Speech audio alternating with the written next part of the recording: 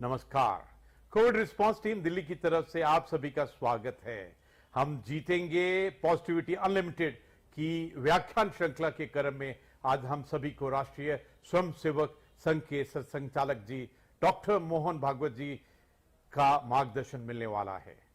Doctor Mohan ji Bhagavat राष्ट्रीय स्वयंसेवक संघ के सरसंघचालक हैं। संघ राष्ट्रीय हित में नित्य निरंतर विभिन्न क्षेत्रों में निस्वार्थ भाव से कार्य कर रहा है। देश और समाज की उन्नति संगठन का लक्ष्य है। सर्वे भवन्तु सुखिना के मंत्र को चरितार्थ करते हुए बड़ी संख्या में स्वयंसेवक इस कोरोना संकट में लोगों की सहायता कर रहे हैं। जरूरतमंदों को राहत सामग्री, प्लाज्मा, दवाइयां उपलब्ध करवा रहे हैं। यहां तक कि स्वयंसेवकों ने पीपीई किट पहनकर अस्पतालों में डॉक्टरों की सहायता कर रहे हैं। पॉजिटिविटी अनलिमिटेड की इस श्रृंखला में परम पूजनीय सरसंघचालक डॉक्टर मोहन भागवत जी से अनुरोध करते हैं कि आप हम सभी को मार्गदर्शन करें।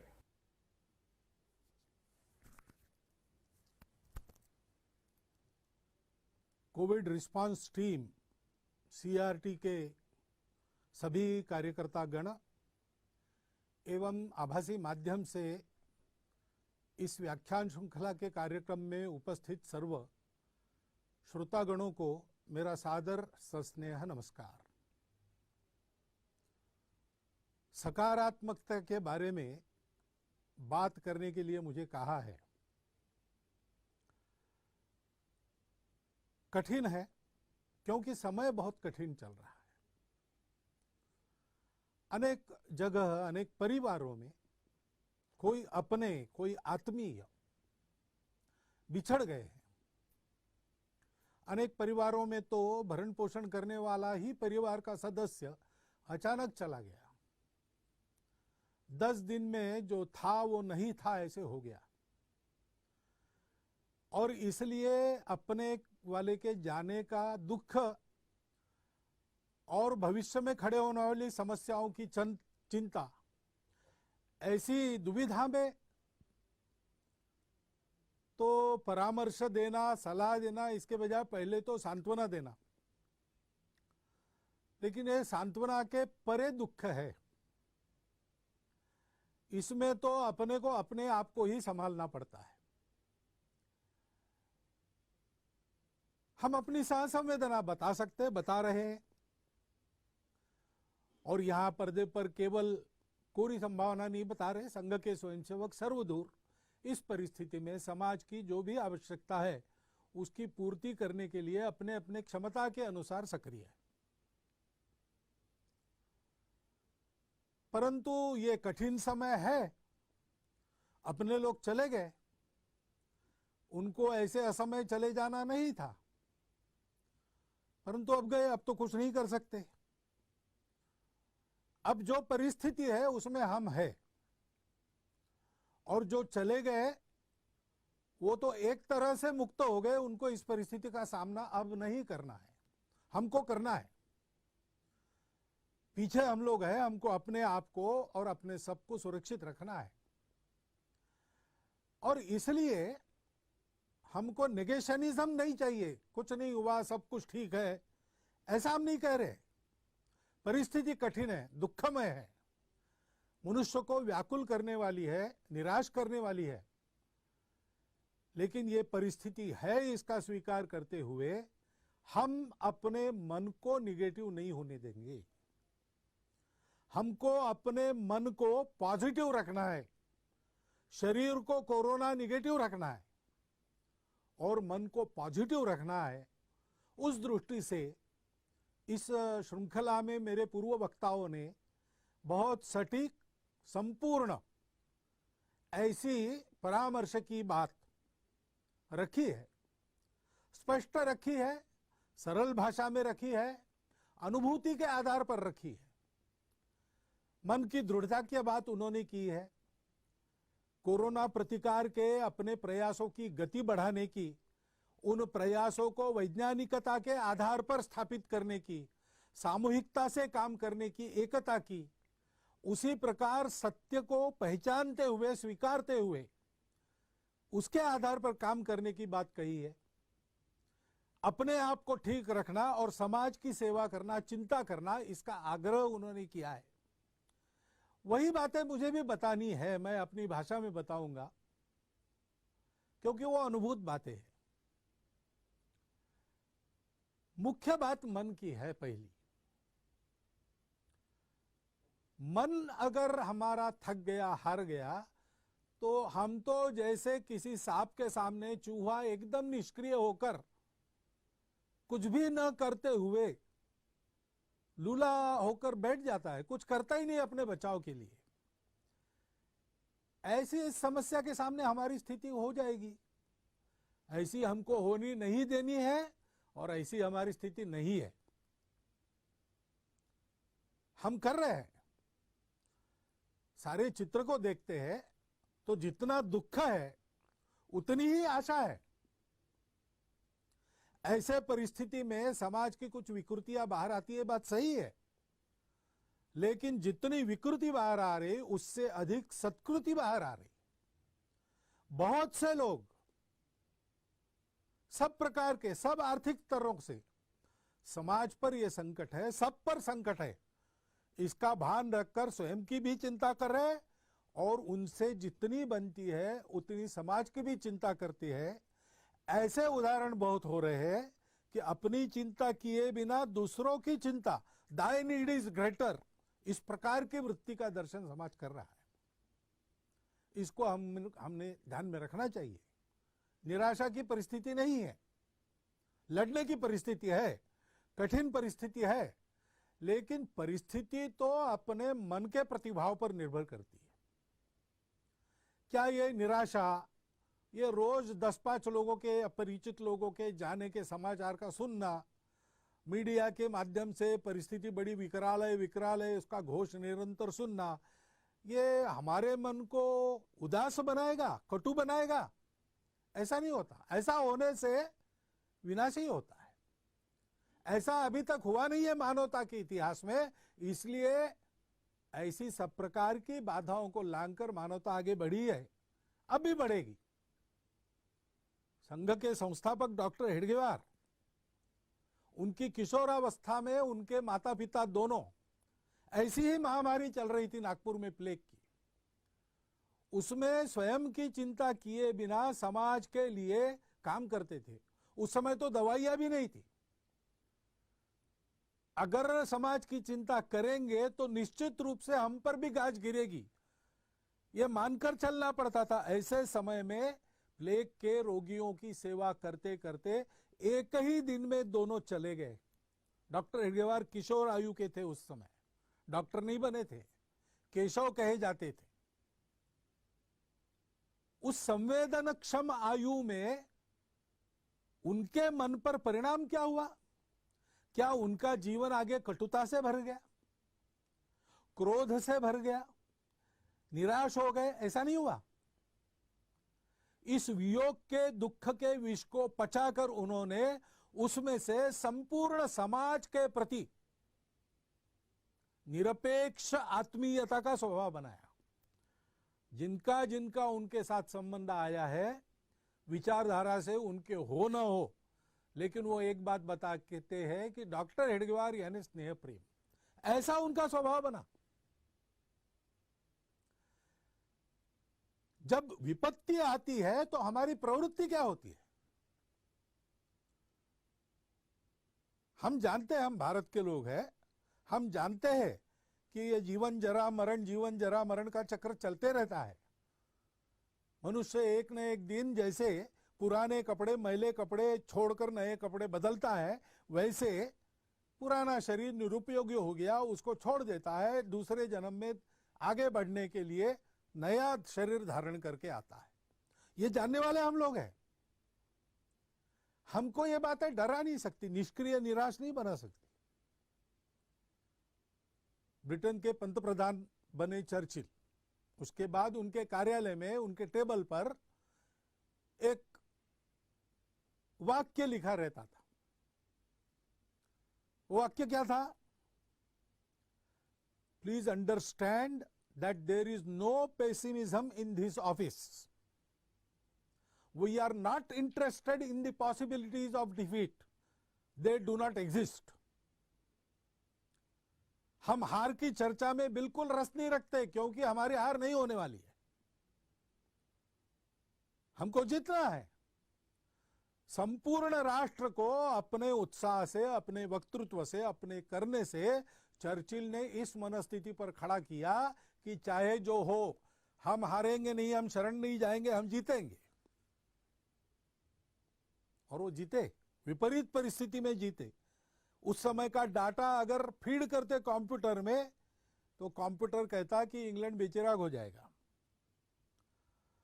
लेकिन लगातार महीना भर दिन रात बम के रेड़ों को झेलकर ब्रिटेन की जनता ने अपने देश को केवल टिकाया नहीं, तो उस शत्रु को पूर्ण परास्त किया। ये क्यों हुआ?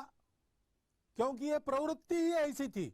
सामने जो संकट है, जो दुख है, जो अंधकार है, उसको देखकर वो निराश नहीं हुए, उन्होंने उसको एक चुनौती मान लिया। हमको भी ऐसा संकल्प करके इस चुनौती से लड़ना है और संपूर्ण विजय इस पर पाएंगे, तब तक सतत प्रयास करते रहना है। संकल्प की दृढ़ता का जैसे महत्व है, वैसे प्रयास के सातत्य का महत्व है। पहली लहर आने के बाद हम सब लोग जरा गफलत में आ गए। क्या जनता, क्या शासन, क्या प्रशासन मालूम था? डॉक्टर लोग इशारा दे रहे थे, फिर भी थोड़े गफलत में आ गए, इसलिए संकट खड़ा हुआ। अब आगे तीसरे लहर की चर्चा कर रहे हैं, तो डरना है क्या उस चर्चा के कारण? डरना नहीं है। अगर वो आती है तो जैसे चट्टान पर टकराकर सागर की लहर चूर चूर होकर वापस लौटती है, वैसे उस आपत्ति को लौटना पड़े, ऐसी तैयारी हमको करनी है। ये प्रवृत्ति चाहिए, उसकी आवश्यकता है, और उस दृढ़ता के साथ सतत प्रयास हमको करने हैं। समुद्र मंथन के समय कितने ही रत्न निकले, लेकिन उन रत्नों के आकर्षण से प्रयास बंद नहीं हुए, मंथन चलता रहा। हलाहल विष जैसी भीति भय उत्पन्न हुआ, लेकिन उसके कारण भी प्रयास से विरत नहीं हुए। अमृत प्राप्ति होने तक प्रयास चलते रहे। और इसलिए सुभाषित में कहा है, रत्नैर महाहैर स्तुतुषुर्न देवा, उससे तोषित नहीं हुए, तुष्ट नहीं हुए। न भेजिरे भीम विषयम भीतिम, हलाल जैसा कराल विष, उसके कारण भी डरे नहीं। सुधाम विना न प्रयोयुर्विराम, अमृत मिलते तक उनके प्रयास चलते रहे। न निश्चितार्थात विरमंती धीरा, धीर लोग जो रहते, धैर्यवान लोग रहते हैं, वो प्रयास सतत जारी रखते जब तक उपलब्धि होती नहीं पूरी की पूरी। हमको वैसे करना है, और स्वाभाविक आपत्ति सारी मानवता पर है। भारत को अपना उदाहरण रखना है, पूरे भारत को एक समूह के नाते सारे भेद भूलकर दोष गुणों की चर्चा अभी उसको विराम देकर, उसके लिए बाद में समय मिलेगा। अभी तो हमको सबको एक टीम के नाते काम करना है, मिलकर काम करना है। गति बढ़ाने की बात श्रीमान अजीम प्रेम जी ने की, स्पीड चाहिए। वो स्पीड कैसे तैयार होगा? सब लोग परस्पर एक टीम बनकर काम करेंगे। अभी पिछले बार पूना शहर में और इस बार भी उस शहर के उद्योजक, बड़े व्यापारी, प्रशासन के लोग, डॉक्टर लोग, अस्पतालों के कर्मचारी, जनता के संगठनों के प्रतिनिधि, सब ने मिलकर एक समूह बनाया पीपीसीआर नाम का, और बहुत अच्छी तरह से अत्यंत कठिन परिस्थिति का सामना करके उसमें से वो निकल आए। सर्वदूर ऐसा सामूहिक प्रयास चलना चाहिए। देर से जागे तो कोई बात नहीं, सामूहिकता के बल पर अपनी गति बढ़ाकर हम ये जो सारा अंतर पड़ा है, बैकलॉग है, उसको भर के आगे निकल सकते हैं। निकलना चाहिए। कैसे करना?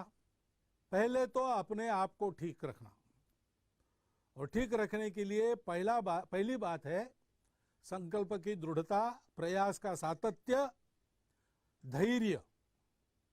प्रयत्न करने से एकदम परिणाम नहीं होता, थोड़ा देर लगता है परिणाम आने को, तब तक धैर्य रखना पड़ता है,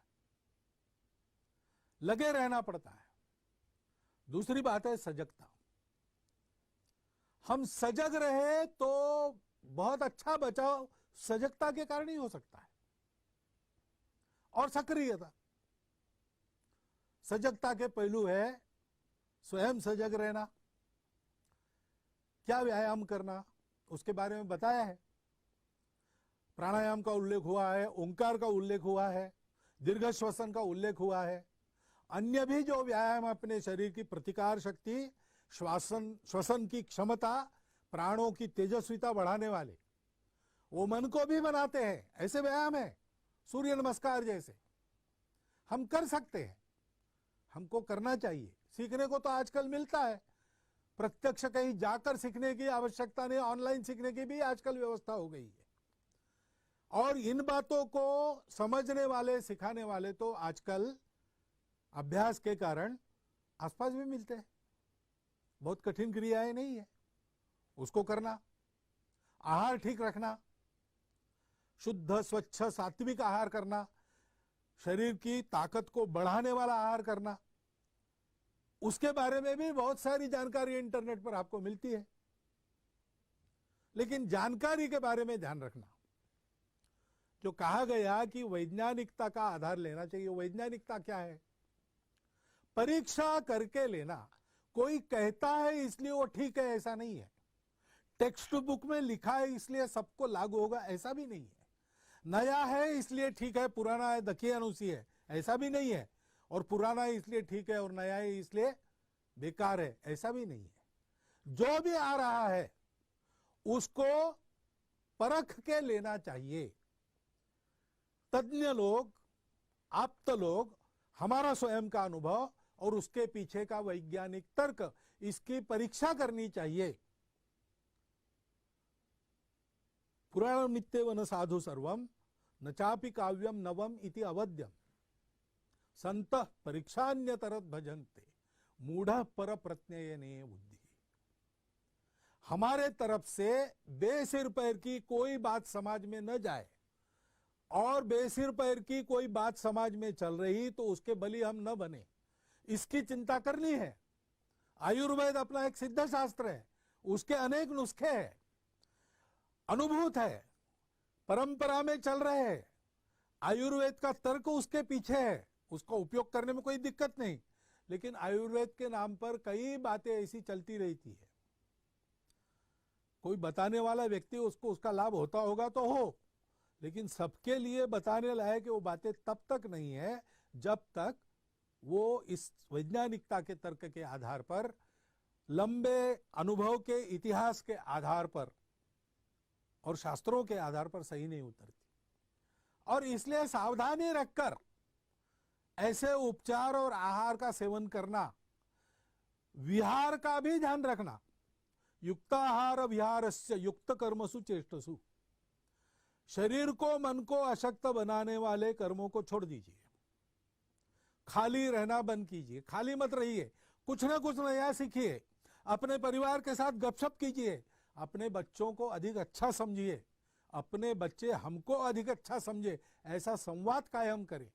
कई बातें हैं, कुटुंब को भी प्रशिक्षित किया जा सकता है, ऐसा समय हमारे पास मिला है, उसका उपयोग कीजिए, खाली नहीं रहना। और युक्त आहार विहार में मुखाच्छादन पहनना, मास्क का उपयोग करना, इसकी दक्षता ये अनिवार्य है। पर्याप्त अंतर पर रहकर एक दूसरे से संबंध रखना आवश्यक है, अनिवार्य है। वैसे ही स्वच्छता का पालन करना, सैनिटाइजेशन करते रहना, सारी बातें मालूम है हमको। अनदेखी होती है, असावधानी होती है, और जब सावधानी हटती है तब दुर्घटना घटती है। इसलिए सजगता रखना। थोड़ी सी आशंका हो गई कि कुछ गड़बड़ है तो उपचार के लिए संकोच मत करना। कुछ लोग कोरोना का पॉजिटिव होना बड़ी बदनामी मानकर छुपा के रखते हैं, जल्दी उपचार नहीं लेते। अस्पताल में जो वातावरण रहता है उसके डर के मारे एडमिट होने में आनाकानी भी करते हैं।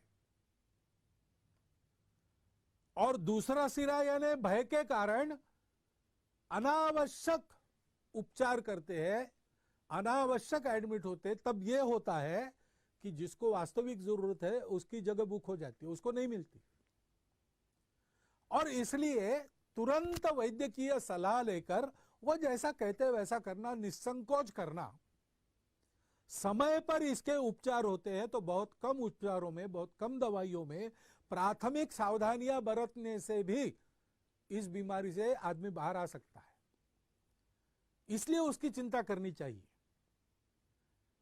और ये हम कर रहे हैं। जो जो हमारे संपर्क में आते हैं उन सबको बताना चाहिए, उनसे करवा लेना चाहिए। जन प्रबोधन और जन प्रशिक्षण का बड़ा महत्व है। हम अपने स्तर पर अपने संपर्क के दायरे में जो जो आते हैं उनसे ये संवाद कर सकते हैं और जन प्रबोधन जन जागरण के प्रयास जो लोग कर रहे हैं उनके कार्य में भी सहभागी हो सकते हैं और प्रत्यक्ष सेवा करनी है। जिनके स्वास्थ्य पर कोरोना का आघात हुआ है उनकी सेवा करनी है, उनके लिए बेड चाहिए, व्यवस्था करनी है, ऑक्सीजन चाहिए, उपयोगी व्यवस्थाएं खड़ी करने में और सेवा करनी है। कई प्रकार की सेवाएं स्वास्थ्य को लेकर इसमें करनी है। पहली लहर में हमने कुछ की थी, अब कुछ अधिक प्रकार करने की आवश्यकता है। करने में बहुत लोग लगे हैं, हम उसमें सहभागी हो जाएं। बच्चों की शिक्षा पिछड़ने का ये शायद दूसरा वर्ष होगा, तो अनौपचारिक शिक्षा के माध्यम से वर्ष में फिर उनकी परीक्षा होगी कि नहीं होगी, प्रमोट होंगे कि नहीं, इसकी चिंताएं छोड़कर कम से कम वो ज्ञान जो वो 2 साल में प्राप्त करने वाले थे उसमें वो पिछड़ न जाए, इतनी चिंता समाज के नाते हम अपनी तरफ से कर ले। बाकी व्यवस्थाएं क्या होगी देखा जाएगा। ऐसे ही बहुत से लोग फिर से रोजगार बंद हो गया, जिनका हाथ पर पेट है, रोज का रोज कमाते, उनकी परिस्थिति बड़ी कठिन है, उनकी सुधि लेनी चाहिए। कम से कम वो भूखे ना रहे, उनके घर के लोग भूखे ना रहे, इतनी तो चिंता करनी चाहिए। हम अपने दायरे में जो लोग हैं उनको देख सकते हैं, उनकी क्या स्थिति है समझ सकते हैं, उनकी सेवा कर सकते हैं और ऐसी सेवा देने वाले सब संगठन काम कर रहे हैं, उनके साथ हम भी लग सकते हैं। कल इसके कारण रोजगार की, कमाई की, आर्थिक क्षेत्र में हमारे पिछड़ने की, हमारे अर्थव्यवस्था की गति कम होने की समस्या खड़ी हो जाएगी। अनेक प्रकार से उसका सामना अभी से करना प्रारंभ करना पड़ेगा। स्किल ट्रेनिंग से लेकर सारी बातें, उसमें हम जितना कर सकते समाज के नाते और व्यक्ति के नाते हमको करना चाहिए। ऐसा रोजगार करने वाले लोगों को ढूंढकर उनसे खरीदना चाहिए। अभी गर्मी के दिन चल रहे, ठंडे पानी की मशीन घर में मत लगाओ। कोई मिट्टी का मटका बनाने वाला अगर है, उसका रोजगार आज मार खा रहा है, उसका मटका आप खरीदो। ऐसा हम विचार कर सकते हैं। ऐसा विचार करके बरतना और ऐसे प्रयास करने वालों के सारे इसमें सहभागी होना, ये सारी जो परिस्थिति की चर्चा हो रही और आने वाले परिस्थिति की चर्चा हो रही, वो पैनिक क्रिएट करने के लिए नहीं है, भीति क्रिएट करने के लिए नहीं है। वो तो हमको आगाह किया जा रहा है तैयारी के लिए। नियम, व्यवस्था और अनुशासन का पालन करते हुए हम चले, समाज को चलाएं और ये सेवा हम करें, करने वालों के साथ समाज के नाते हम भी सहभागी हो। ऐसा हम करेंगे तो हम आगे बढ़ेंगे। हमें जितना है, हमारा संकल्प है। कुछ बात है कि हस्ती मिटती नहीं हमारी, ऐसा हमारा देश है। तो इतने साल में मिटा नहीं, इतने भयानक संकटों को झेलकर मिटा नहीं, तो होगी महामारी, विश्वव्यापी होगी, बड़ा छुपा शत्रु होगा, बड़ा रूप बदलने वाला होगा, कठिन जंग लड़नी होगी, लेकिन लड़नी ही होगी और जीतनी ही होगी। हम जीतेंगे, ये हमारा दृढ़ संकल्प है। परिस्थिति आई है, वो हमारे सद्गुणों की परख करेगी, हमारे दोषों को भी दिखा देंगी। दोषों को दूर करके सद्गुणों को बढ़ा के ये परिस्थिति हमको प्रशिक्षित करेगी। ये हमारी धैर्य की परीक्षा है। ये धैर्य, ये महत्व की बात है। एक वाक्य का आप स्मरण रखिए, success is not final, failure is not fatal. यश अपयश का खेल चलते रहता है। Success is not final, failure is not fatal. The courage to continue, is the only thing that matters. यूनान मिस्र रोमा सब मिट गए जहां से, कुछ बात है कि हस्ती मिटती नहीं हमारी, ऐसा हम कहते हैं। तो उस हस्ती में हमारा सत्य का साक्षात्कार हमारे पूर्वजों ने जो हमको सौंपा और पीढ़ी दर पीढ़ी उस सत्य का आचरण करने वाली संस्कृति दी, वो संस्कृति और हमारा इस यशापयश के आघातों में उनको पचाकर आगे बढ़ना, यश को भी पचाना, अपयश को भी पचाना, और करेज टू कंटिन्यू, उस धैर्य की प्रवृत्ति के साथ सत्य प्राप्त होने तक सतत प्रयास का दृढ़ संकल्प रखते हुए आगे बढ़ना, ये बात है, वो बात हमारी है। उसके बल पर हम जीतेंगे, उसका प्रदर्शन हम सब लोग करें, ये परिस्थिति की मांग है। हमको अपने समाज के ज्येष्ठों का परामर्श इसके पहले के सब व्याख्यानों में मिला है, उसका यह अर्थ हृदयंगम करके हम प्रयासों में लग जाए। निराशा का कोई कारण नहीं, हम जीतेंगे, ये बात निश्चित है। सजग रहना पड़ेगा, सक्रिय रहना पड़ेगा, इतनी ही बात ध्यान में रखनी है। इतनी बात आपके सामने रख के मैं अपने निवेदन को विराम देता हूं। बहुत बहुत धन्यवाद।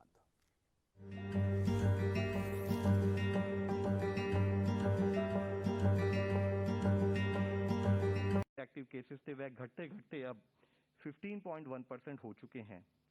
इसी तरीके से 3 मई से एक रिकवरी में भी हम एक ग्रोथ देख रहे हैं, जहां हमारी रिकवरी परसेंटेज ओवरऑल अराउंड 81.7% थी, वह बढ़ते बढ़ते 83.83% के करीब हो चुकी है। पिछले